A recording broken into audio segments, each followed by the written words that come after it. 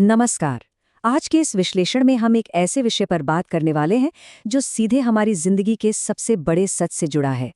एक ऐसी आध्यात्मिक चेतावनी जो हमारी उन सारी मान्यताओं को हिलाकर रख देगी जिन्हें हम सच मानते आए हैं।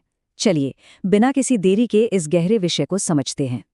तो सबसे पहला और सबसे बड़ा सवाल, इस दुनिया में सच में हमारा अपना कौन है?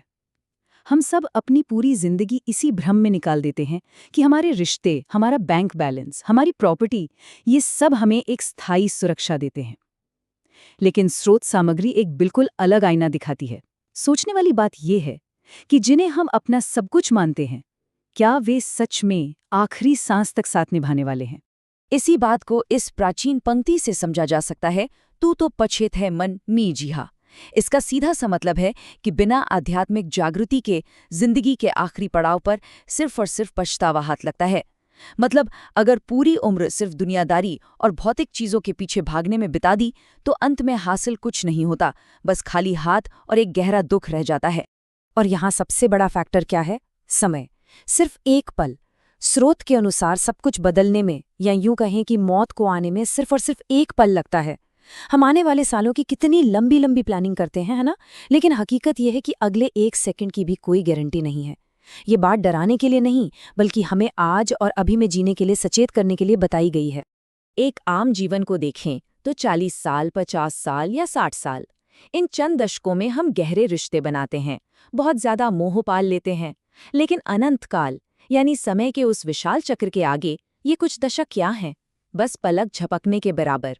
और जैसे ही ये छोटी सी अवधि खत्म होती है, वो सारा भ्रम पल भर में टूट जाता है, जिसे उम्र भर सच माना गया था। अब आते हैं इसके अगले हिस्से पर, सुविधा का जाल। यहाँ एक बहुत ही दिलचस्प तुलना की गई है। एक तरफ है सुविधा भोगी, यानी वो व्यक्ति जो हमेशा आराम, नरम गद्दे और सांसारिक सुखों की चाहत में रहता है, और दूसरी तरफ है एक सच्चा साधक जो अपने ही मन को जीतने के लिए कड़े अनुशासन और परमार्थ का रास्ता चुनता है। स्रोत स्पष्ट करता है कि जानबूझकर इन सुख सुविधाओं को छोड़ना ही आध्यात्मिक रास्ते का सबसे पहला कदम है। इसे एक बहुत ही बेहतरीन उदाहरण से समझाया गया है। देखिए, अगर कोई पूरी जिंदगी पानी को मथता रहे तो क्या उसमें से एक बूंद भी घी निकल सकता है? बिल्कुल नहीं।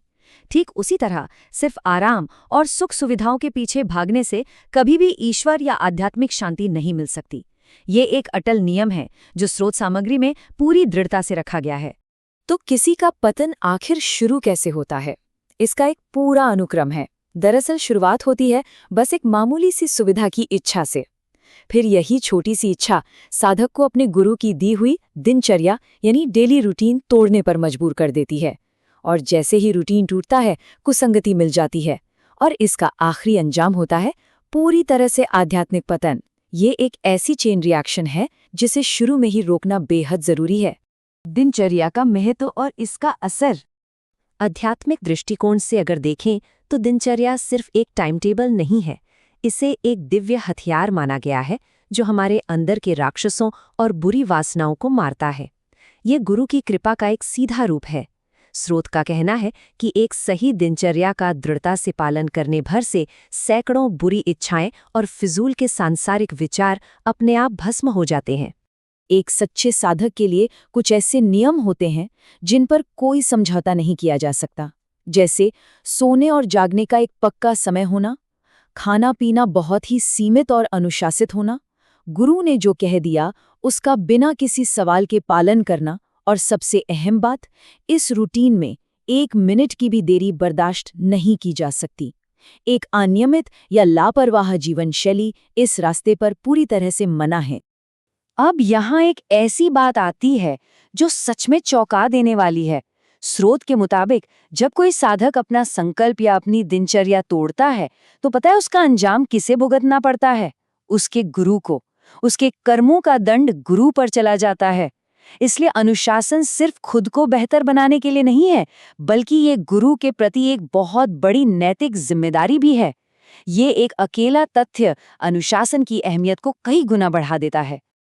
आगे बढ़ते हैं और बात करते हैं बाहरी खतरों की, यानी कुसंगति से बचाओ। सोचिए, एक पूरा ड्रम शुद्ध दूध से भरा है, लेकिन अगर उसमें खट्टे नींबू के रस की सिर्फ एक बूंद गिर जाए तो क्या होगा? पूरा दूध तुरंत फट जाएगा, है ना? बिल्कुल यही होता है हमारी आध्यात्मिक साधना के साथ। सालों की कड़ी मेहनत और पवित्रता को संगति की एक छोटी सी बूंद मात्र से पूरी तरह बर्बाद हो जाती है। ये उदाहरण बहुत ही सटीक तरीके से बताता है कि बाहरी प्रभाव कितने विनाशकारी हो सकते हैं।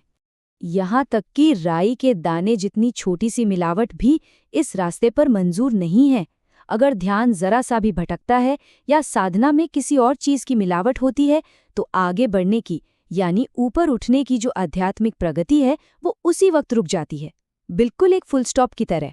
तो ऐसी स्थिति में करना क्या चाहिए? जब मन भटके तो स्रोत कुछ बहुत ही स्पष्ट रणनीतियां बताता है।